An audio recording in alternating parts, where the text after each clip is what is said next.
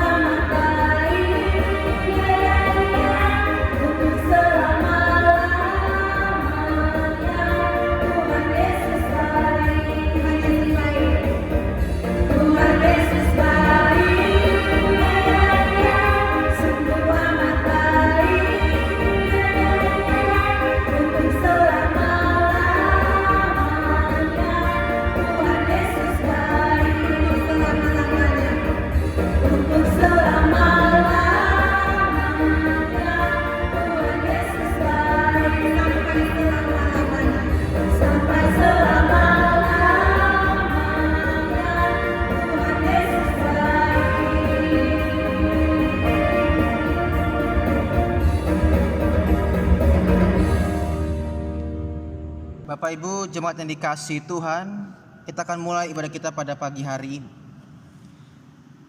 Pertolongan kita adalah nama Tuhan yang menjadikan langit dan bumi, yang tetap setia untuk selama-lamanya, yang tidak pernah meninggalkan perbuatan tangannya yang ajaib.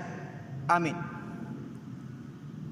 Mazmur 73 ayat yang ke-28. Mazmur 73 ayat yang ke-28. Tetapi aku suka dekat pada Allah. Aku menaruh tempat perlindunganku pada Tuhan Allah, supaya dapat menceritakan segala pekerjaannya. Demikian firman Tuhan. Jemaat Tuhan, marilah sejenak kita mendengarkan hukum kasih, pengakuan dosa, dan doa pengampunan. Hukum kasih.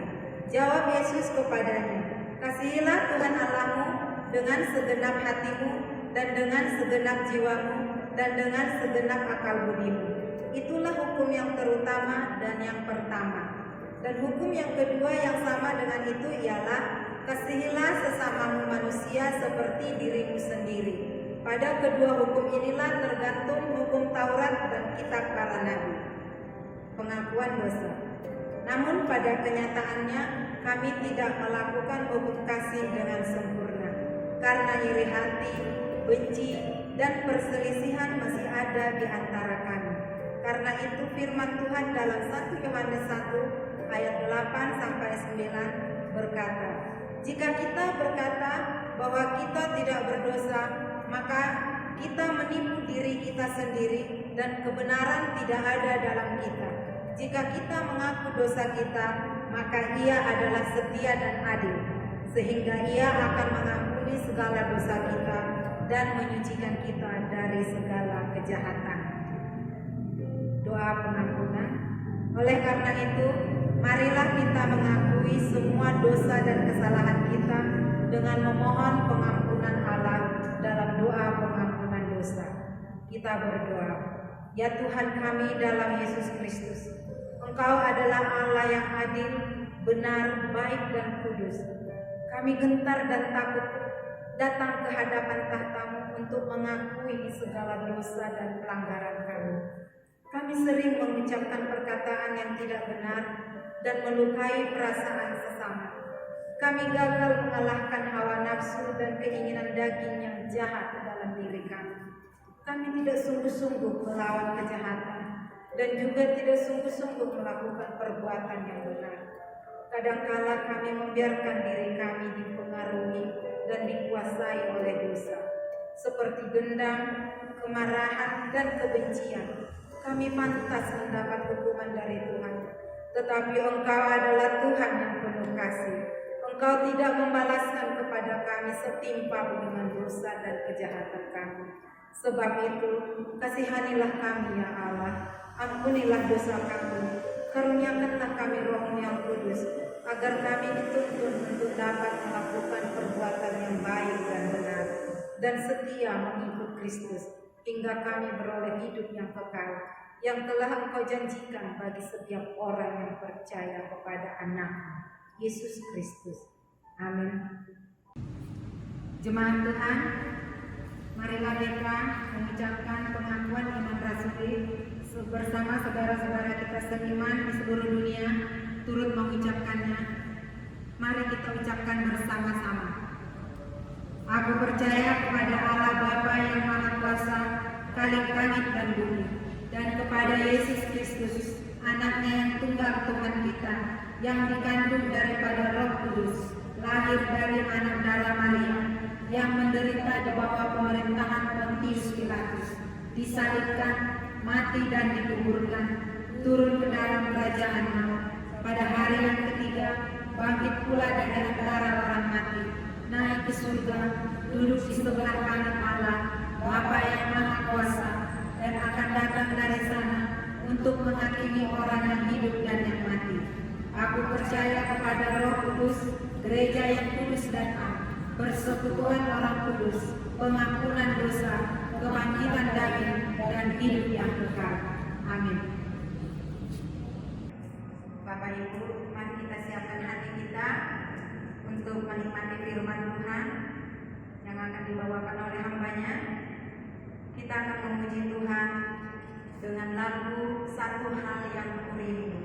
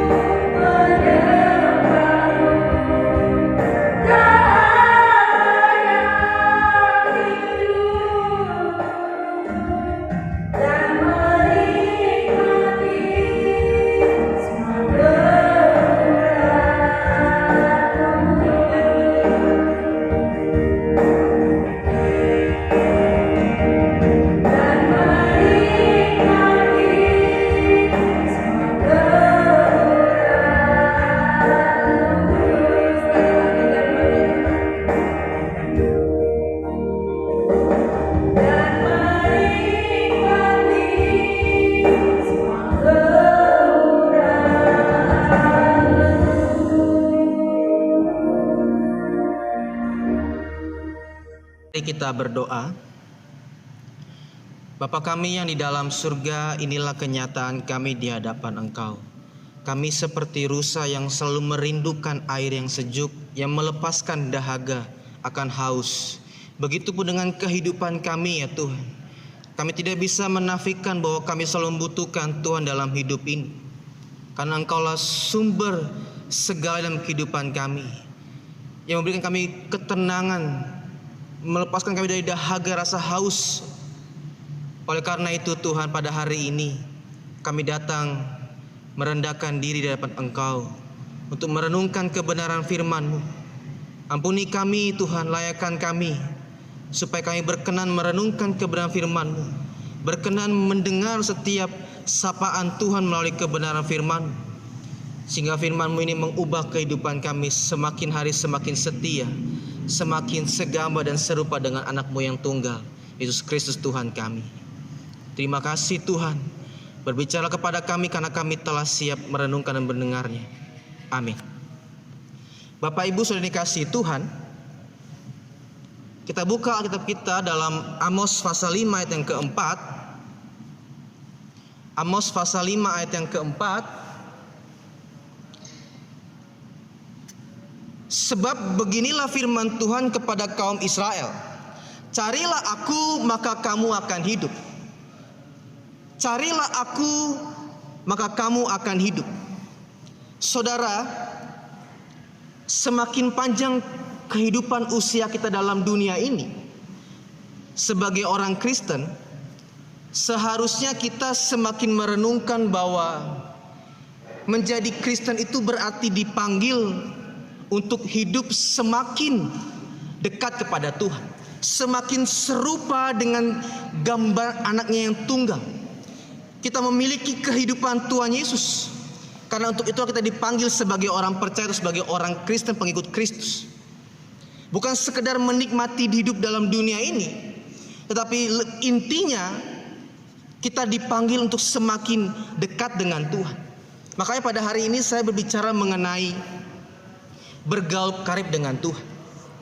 Kalau hari-hari ini kita menghadapi situasi yang tidak baik, kita menghadapi situasi yang tidak mengenakan kehidupan kita masing-masing saat hari ini, khususnya dalam keadaan saat hari ini yaitu COVID-19. Tidak ada cara lain selain kita semakin mendekat kepada Tuhan. Itu solusi pertama, itu solusi yang paling mutlak untuk dimiliki oleh orang percaya. Tidak ada solusi lain. Ya tentu pasti hidup sehat, ya, jaga kesehatan itu penting. Tapi sebenarnya dalam manusia batinia kita diajar untuk semakin mencari Tuhan. Carilah aku maka kamu akan hidup. Tidak ada kepastian dalam dunia ini, saudara. Tidak ada jaminan apapun di luar Kristus. Cuma di dalam Kristus ada kepastian. Mendekat dan semakin erat kepada Tuhan merupakan jalan keluar mutlak untuk menghadapi kehidupan yang makin hari tidak pasti ini. Seharusnya orang-orang percaya belajar. Situasi hari-hari ini mengajarkan kita untuk semakin sadar dan melihat di dalam Dialah ada jaminan kepastian hidup. Kita nggak bisa menggantungkan hidup kita pada dunia ini. Tidak mungkin bisa. Sangat tidak bisa. Hanya kepada Yesus kita bisa menggantungkan hidup kita kepadanya. Kita tidak mungkin bisa menemukan solusi dalam menggantungkan kepada dunia ini. Bagaimana mungkin kita bisa mengharapkan kehidupannya lebih baik dari dunia yang telah rusak oleh dosa? Kejahatan semakin jahat dan semakin bertambah jahat. Kasih semakin dingin. Itu kata Matius 24 ayat 12. Kejahatan semakin bertambah jahat dan kasih semakin dingin. Kita juga melihat orang-orang yang tidak mengenal Kristus hidup sesukanya, terlihat lebih makmur dari orang-orang yang serius mengikut Tuhan. Inilah situasi juga yang dihadapi oleh pemazmur Asaf. Dia melihat bahwa orang-orang yang tidak serius ikut Tuhan, yang jauh daripada Tuhan, dia menyebutnya sebagai orang fasik. Justru hidupnya malah lebih enak, makmur, bertambah kaya, senang. Tapi justru pemazmur dalam kedekatannya dengan Allah bisa melihat bahwa kesenangan yang diberikan oleh dunia, yang dinikmati oleh orang-orang fasik pada saat itu bersifat sementara, bersifat semu atau palsu, membinasakan. Mazmur 73.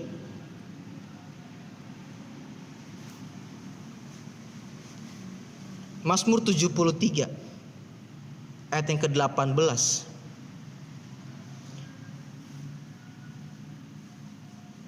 Sesungguhnya di tempat-tempat licin kau taruh mereka, kau jatuhkan mereka sehingga hancur. Betapa binasa mereka dalam sekejap mata, lenyap habis oleh karena kedahsyatan.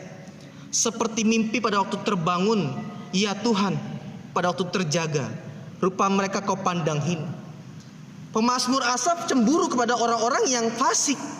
Tapi ketika dia mengalami kedekatan dengan Tuhan, masuk dalam hadirat Tuhan, dia bisa melihat bahwa ya kesenangan mereka hanya bersifat sementara. Jadi kita juga harus bisa memahami bahwa memang dunia memberikan kesenangan, memberikan fasilitas kesenangan dan bisa dinikmati oleh orang percaya. Tapi itu bersifat semu, bersifat sementara dan membinasakan. Sama halnya dengan ketika Yesus dicobai oleh iblis. Dia memperlihatkan segala harta kekayaannya, kepunyaannya dalam dunia ini. Dalam terjemahan King James Version ditemukan kata siluet, artinya gambar sketsa yang samar-samar, tidak jelas. Itu pun yang harus dipahami oleh orang Kristen atau orang percaya, bahwa yang ditawarkan dunia itu bersifat hanya sketsa, siluet, sementara, tidak nyata. Kalau saya mengatakan nyata berarti tidak hanya bisa dinikmati dalam dunia ini, tapi bisa dinikmati selamanya. Tapi kenyataannya tidak. Kenyataannya tidak begitu. Orang-orang yang menikmati dunia ini, orang-orang yang hidupnya mencintai kesenangan dunia, pada akhirnya mereka akan merasakan pahitnya hidup. Nah, disinilah sebenarnya orang percaya harus menyadari, kita orang Kristen yang dewasa harus menyadari bahwa kehidupan kita tidak hanya dalam dunia ini. Masih ada kehidupan di balik liang kubur. Masih ada kehidupan kedua setelah kita berada dalam dunia ini. Kalau kita mau jujur, kadangkala kita pun juga dalam sehari-hari suka merasa iri, suka cemburu dengan orang-orang yang jahat. Jahat sebenarnya. Tapi kita melihat, tambah kaya dia ya, kok tambah hebat gitu ya, tambah terpandang. Kadangkala kita pun juga terpengaruh akhirnya. Pengalaman hidup seperti itu bisa saja mempengaruhi iman orang percaya untuk bersandar pada dunia dengan segala kesenangannya dan akhirnya membelakangi Tuhan. Sering kali kita juga begitu. Kadangkala kita mulai terpikat, mulai terpengaruh dengan fasilitas kesenangan yang diberikan oleh dunia, yang tercermin melalui kehidupan orang-orang fasik atau orang yang tidak mengenal Tuhan. Akhirnya kita mulai membelakangi Tuhan.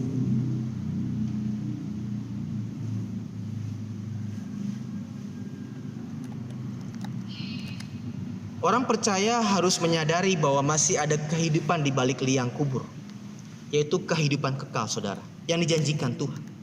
Jadi kalau kita mau masuk dan menikmati kehidupan kekal nanti, kita harus menyadari bahwa sekarang ini bukan hidup yang sesungguhnya. Kita hidup selama 70-80 tahun, ini bukan kehidupan yang sesungguhnya. Kehidupan yang sesungguhnya itu nanti, setelah kita masuk liang kubur, dibangkitkan Tuhan. Itulah kehidupan yang sejati. Jadi sebenarnya kehidupan kita dalam dunia saat ini adalah persiapan memasuki kerajaan surga nanti. Amin.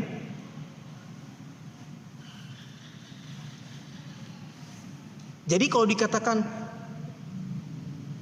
hidup ini persiapan untuk memasuki kehidupan kedua nanti, kehidupan kekal nanti, maka mau tidak mau kita bisa berkata dengan iman dan berani ya kepada Tuhan, nggak masalah kalau kita hidup susah dalam dunia ini, karena kita menunda kesenangan untuk memperoleh kesenangan yang sesungguhnya. Kita menunda kesenangan dalam dunia ini, lalu kita menikmatinya nanti di kehidupan yang sesungguhnya. Mungkin pepatah yang bisa lebih dekat adalah bersakit-sakit dahulu, bersenang-senang kemudian. Kita nggak apa-apa menderita dalam dunia ini, karena memang juga kita berkata kepada kita, Rasul Paulus mengatakan kepada kamu bukan saja dikaruniakan untuk percaya, tapi juga menderita.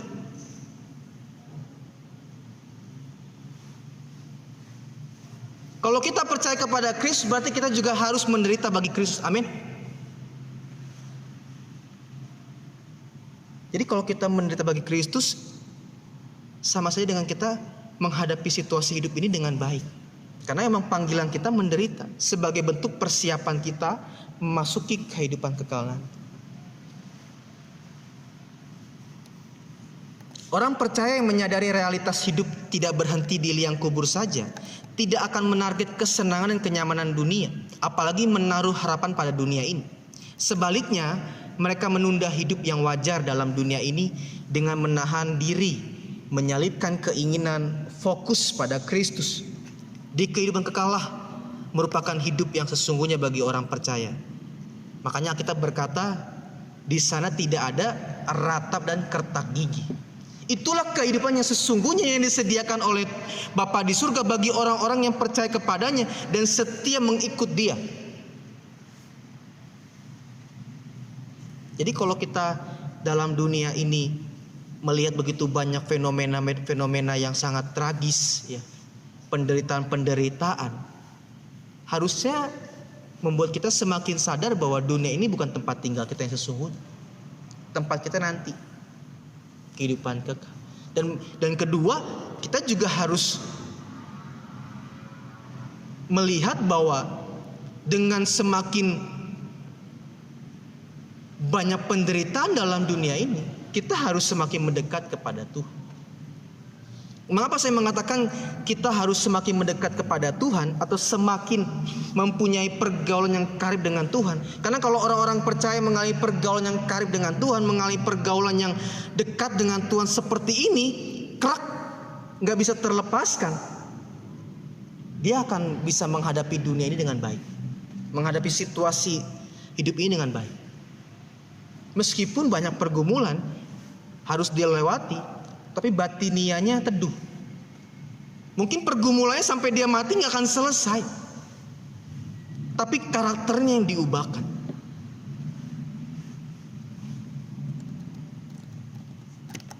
Tadi saya mengatakan mengapa kita harus mempunyai kehidupan yang dekat dengan Tuhan atau bergaul karib dengan Tuhan.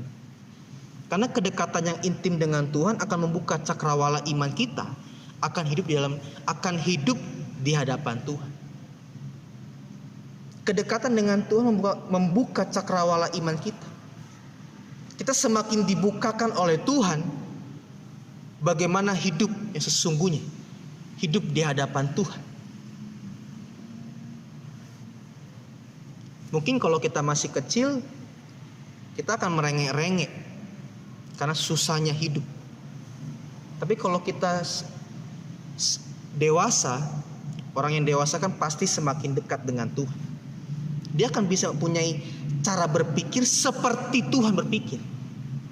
Dibukakan cakrawala berpikir, dibukakan cakrawala iman. Kalau dulu masih kecil dia hanya mengharapkan pemberian, tapi ketika dia semakin dekat dengan Tuhan, cakrawalanya dibuka bahwa hidupnya tidak hanya menerima, tapi memberi. Kalau masih kecil, mungkin pola berpikirnya, imannya hanya merasa ya harus senang-senang aja dalam dunia. Tapi semakin dewasa, semakin dekat dengan Tuhan, dia mengerti bahwa hidupnya harus sama seperti Tuhan Yesus, yaitu menderita. Kedekatan dengan Tuhan membuat orang percaya sadar tidak ada yang pasti dan patut dijadikan sandaran hidup selama berada dalam dunia ini. Kedekatan dengan Tuhan membuat orang percaya memperoleh ketenangan meskipun masih dalam pergumulan. Saya percaya kita semua pasti punya banyak pergumulan. Siapa sih yang gak ada punya pergumulan? Hanya orang mati yang gak punya pergumulan. Tapi orang yang hidup masih menginjak bumi ini akan begitu banyak pergumulan yang dihadapinya. Meskipun banyak penderitaan dan pergumulan yang dihadapinya, dan mungkin juga tidak selesai, tapi ketenangan dirasakan.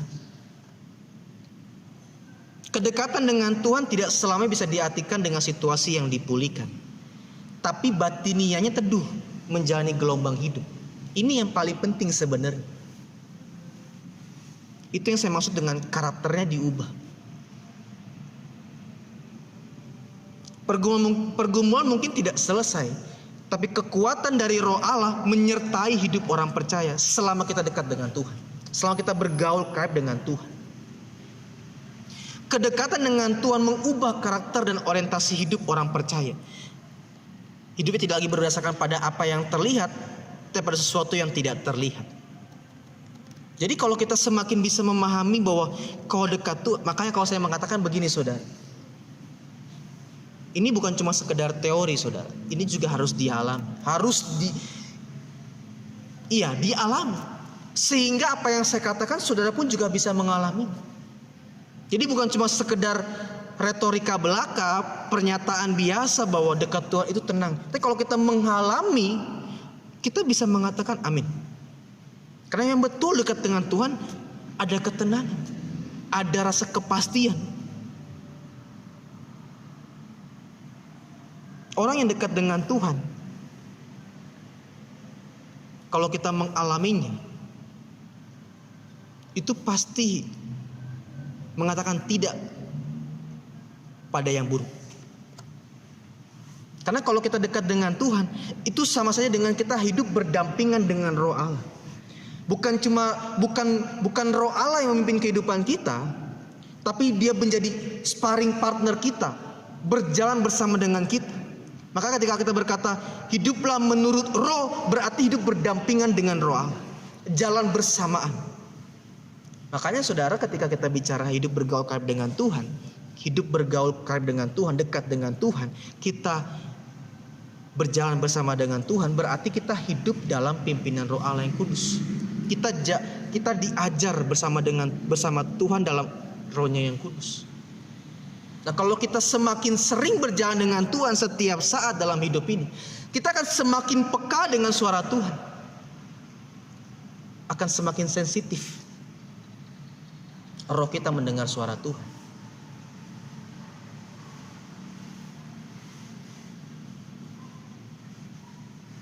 Jadi saudara yang menyadari bahwa indahnya dekat dengan Tuhan, mau tidak mau mulai hari ini harus kembali dekat dengan Tuhan. Saya percaya kadangkala pun kita mengalami pasang surut iman. Kita setia dengan Tuhan, tapi kita juga kadangkala menjauh dari Tuhan. Kita juga kadangkala mengikuti maunya Tuhan, tapi kadangkala juga kita tidak mau mengikuti maunya Tuhan. Nah, mulai hari ini kalau kita mendengar renungan firman Tuhan hari ini, saya percaya Roh Kudus berbicara kepada kita masing-masing. Berarti kita juga harus kembali dekat dengan Tuhan. Punya integritas, punya komitmen, punya konsistensi hidup dekat dengan Tuhan. Dan orang yang hidup dekat dengan Tuhan pasti mengalami segala kebaikan-kebaikan Tuhan. Jadi kalau kita berkata Tuhan itu baik, tanya dulu, kamu mengalami kebaikan Tuhan gak? Atau kamu berjalan dengan Tuhan gak? Kadang-kala kita, ya saya bersyukur karena Tuhan baik. Itu cuma sebatas di mulut. Tuhan yang kita sembah punya perasaan.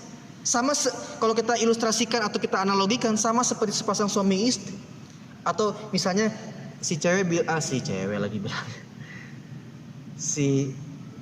istrinya bilang, "Pa, I love you," gitu kan.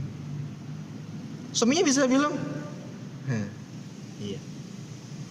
Karena dia gak merasakan perasaan I love you. Atau sebaliknya, "Ma, I love you." Cuma gitu doang.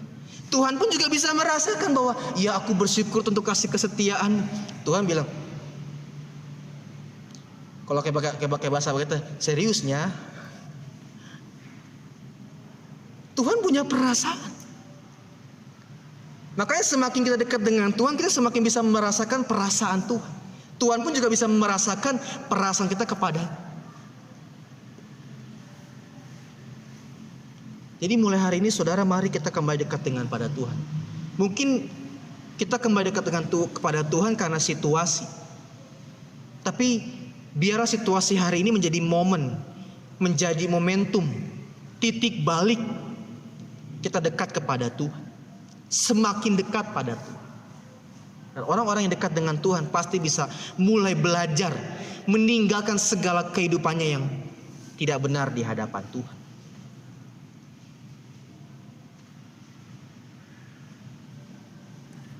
Kalau kita memahami dan merasakan indahnya hidup dekat dengan Tuhan, maka keindahan itu pun setimpal dengan harga yang harus dibayar oleh orang percaya.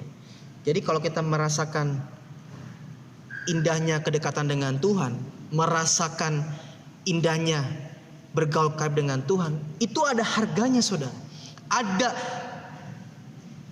Saya bilang ada harga yang harus dibayar. Nah kalau kita dekat dengan Tuhan, kita mau bergaul karib dengan Tuhan, maka ada harga yang harus dibayar. Amos 5 tadi dikatakan, Yesaya 55, Amos 5 ayat yang keempat dikatakan, carilah aku maka kamu akan hidup. Itu ada konsekuensinya. Konsekuensi dekat dengan Tuhan ada yang harus dibayar.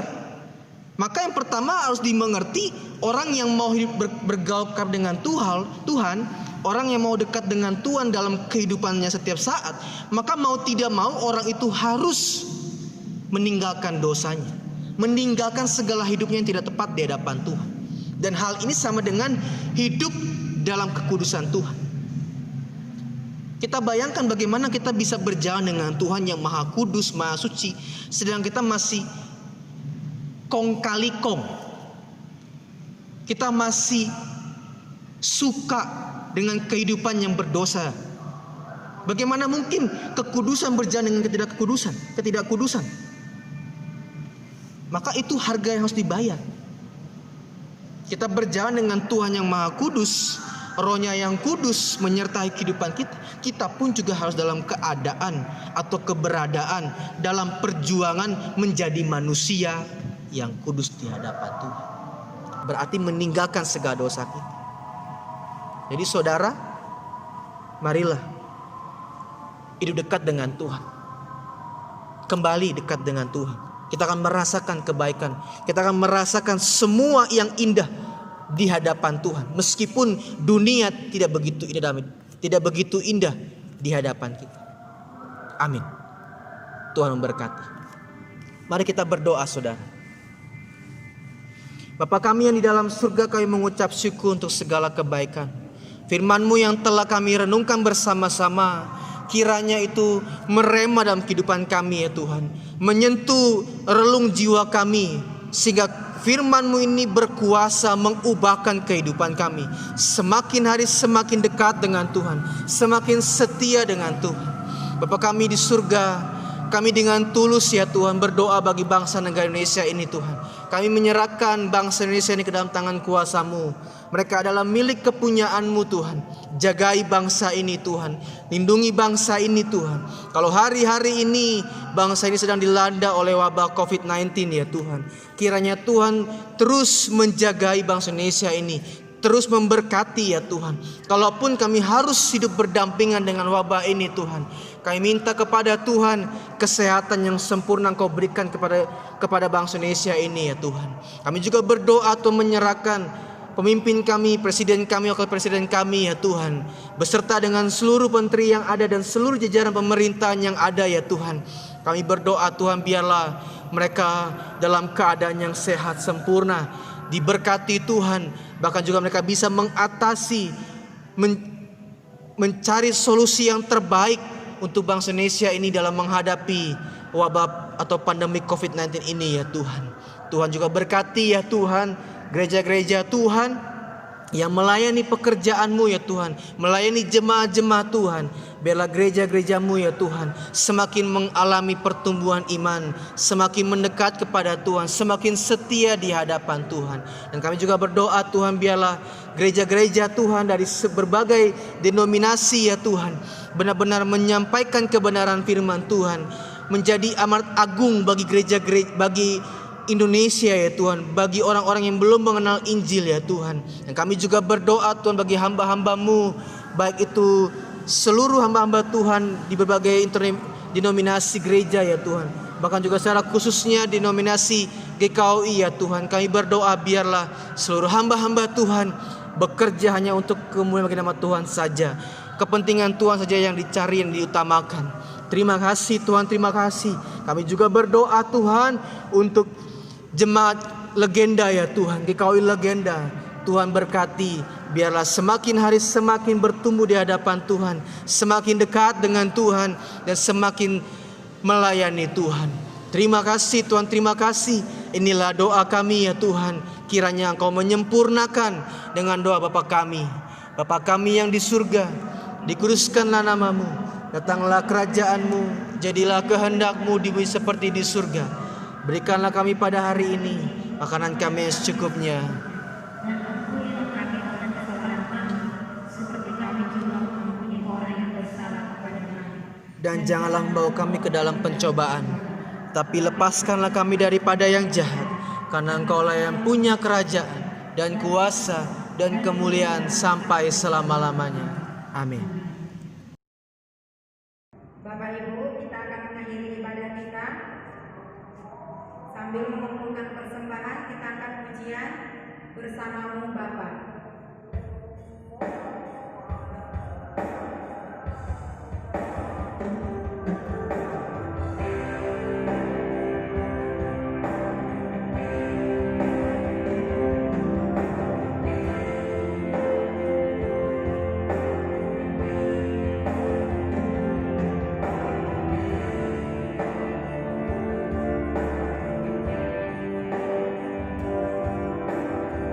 Kita angkat pujian.